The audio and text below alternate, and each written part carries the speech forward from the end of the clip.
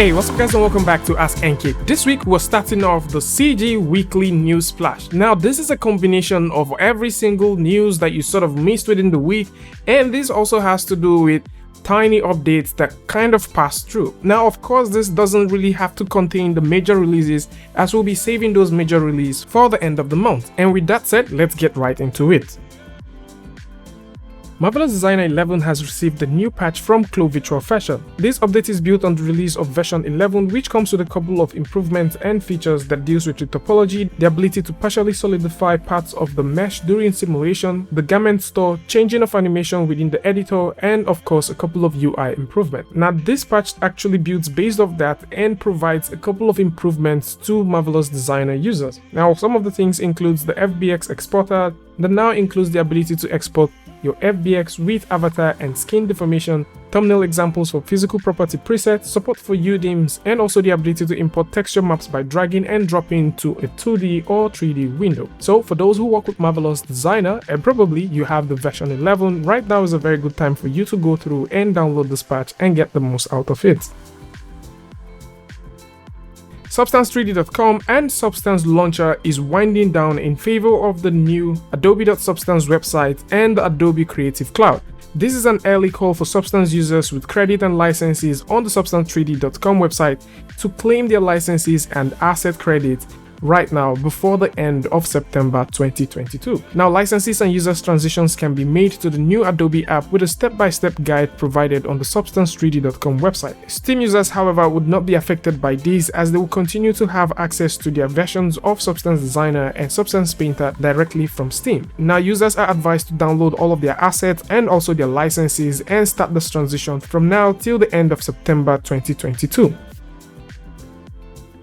Epic Games has acquired Bandcamp. Bandcamp, the well-known online market community and publishing platform for independent musicians, has been acquired by the folks at Epic Games. According to the release, Bandcamp will continue to operate as a separate platform with no immediate modification to its products or services. Nevertheless, Epic Games will collaborate with Bandcamp to expand worldwide and improve development. This appears to be a very unusual acquisition, as most of the Epic Games acquisitions are usually related to CG and games, and some of them include ArtStation, Sketchfab, 3D Lateral, Rat Games, and so on and so forth. Now Bandcamp's undeniable popularity will help them gain a footing in the music industry, and that will play a crucial role in Epic's aim to build out a community market ecosystem for content that deals with both technology, music, games, art, and so much more. Although a lot of questions have been asked if this purchase is in line with the newly implemented MetaSound in Unreal Engine 5, well, we have no idea, as time will tell. And so, if you're a Maya artist, you'll probably be looking for a very lovely tool that can get you up to speed with doing your day-to-day tasks. And operations can be very cumbersome to execute, and we're looking at cover operations, selection, strong mesh editing, layouts, importing, exporting, and so much more. And this is what the folks at R.S Build Kit are bringing to the table. R.S Build Kit version 2 has been improved and updated, and this comes with a couple of significant updates. And these updates include pattern selection, snap into components, transform randomizer, selection set, instance support, curve tools, radial duplicator, and so much more. So for anyone who's working with Maya and probably you're looking for a very cool add-on that you can use to expedite operations, then you might want to consider taking a look at the RS Build Kit version 2. PhotoInsight, a primarily 2D low-cost asset management tool, has now updated its tool to 1.6. So the beta 1.6 version now allows users to explore and categorize 3D assets within the tool, and this makes sense as it also supports a wide range of 3D formats, and we're looking at formats like FBX, OBJ, 3ds, GLTF, STL, DXF, and Collada. Some other cool features include the editing of metadata, preview of texture map, and a drag and drop feature. Now for those who like to get this, there's a free version, but of course it also makes sense to know that the free version doesn't come with the pro version set of tools, and we're looking at tools like the battery naming, the metadata editing, data visualization, and the support for raw, video, or 3D files.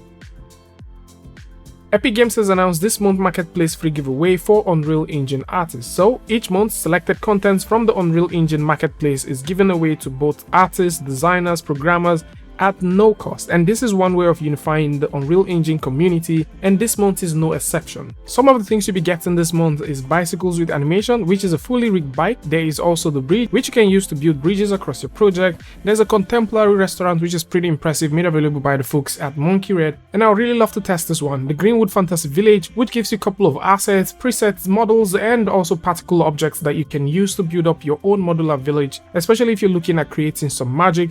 And of course, we have the Journeyman's minimap. And the permanently free content that came with this month is the Realistic Starter VFX Pack Volume 2. So the folks at FXCat has made this one available, and for anyone who likes to create water, blowing leaves, fishes, bubbles, and all of that stuff, you now have access to all of this, and you can go ahead and download them. It is worth knowing that all of the things that is available for this month, except the permanently free content, which actually stays for now till the end of time, these other ones are free from now till the end of March. So if you'd like to get any of this, you can simply go over to the link in the description and grab them.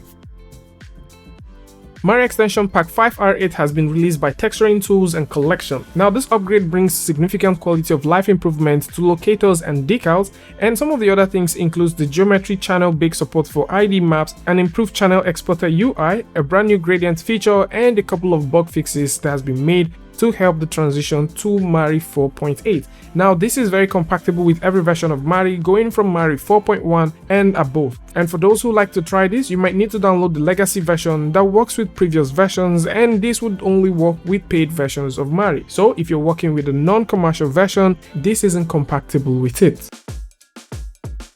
The Pixar Renderman team has announced and released a free Adobe Substance Painter plugin that may be used to accelerate operations between Painter and Renderman, and this can be used by any Renderman user for both Maya, Houdini, Katana, and Blender. These materials can be imported, edited, and reassigned to models that exist within the host DCC app. Ftrack is a scalable cloud-based project management tool that helps teams fulfill the ever-increasing need of post-production in the media and entertainment sector. The folks at Ftrack just released an update to the version 4, which is the 4.10.